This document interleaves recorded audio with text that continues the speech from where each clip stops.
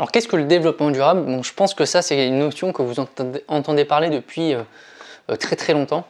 La principale définition qu'on peut en donner, c'est tout simplement satisfaire les besoins actuels des populations tout en préservant les besoins, l'environnement des générations futures. Donc ça c'est toujours la définition qu'on va vous donner, c'est comment vivre aujourd'hui tout en maintenant la vie de demain. Ça c'est vraiment la définition de base du développement durable.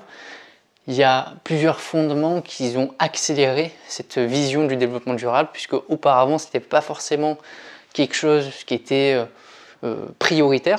Donc pendant les grandes périodes dans les années 50 d'industrialisation, je pense que le développement durable, ils en avaient un peu rien à faire. Par contre après il y a eu le rapport par exemple Brundtland qui est apparu, et donc je crois qu'il me semble c'est dans les années 80 il me semble. Je n'ai pas la date en tête mais c'est pas forcément le plus important. Ce rapport sur le développement durable, il a tiré la sonnette d'alarme justement en disant attention sur la production, on produit beaucoup trop, on consomme beaucoup trop aujourd'hui, il nous faudrait plusieurs terres pour pouvoir absorber tous nos déchets, absorber justement toute notre activité. C'est ce qu'on appelle l'empreinte écologique, qu'on verra dans la prochaine vidéo sur comment mesurer le développement durable.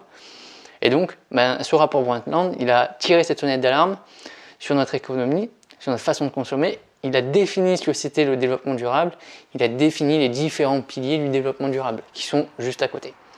Donc vous savez bien que le développement durable, c'est comment justement gérer de manière durable, donc sur le long terme, l'aspect économique, l'aspect environnemental et l'aspect social. Comment combiner les trois? Le but c'est pas de favoriser l'un des trois.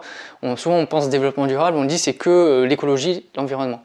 Ça ne prend pas en compte que ça prend en compte vraiment l'ensemble, donc c'est-à-dire comment réussir à avoir une bonne politique économique tout en préservant l'environnement, le respect de l'environnement et des générations futures, tout en améliorant les qualités de vie, de bien-être de la population, donc l'aspect social. Le développement durable, c'est pas que l'écologie, et souvent on se concentre uniquement sur cet aspect, mais c'est comment développer une économie durable qui va être rentable sur le long terme, qui va être toujours exploitable dans le temps, tout en assurant un certain bien-être pour tout le monde, en assurant une qualité de vie, mais sur le long terme toujours. Ça sert à rien d'avoir une super qualité de vie à un instant T, mais un mois plus tard qu'on soit tous à la rue, donc ça n'a aucun intérêt. Donc c'est toujours cet aspect de durable, de génération future.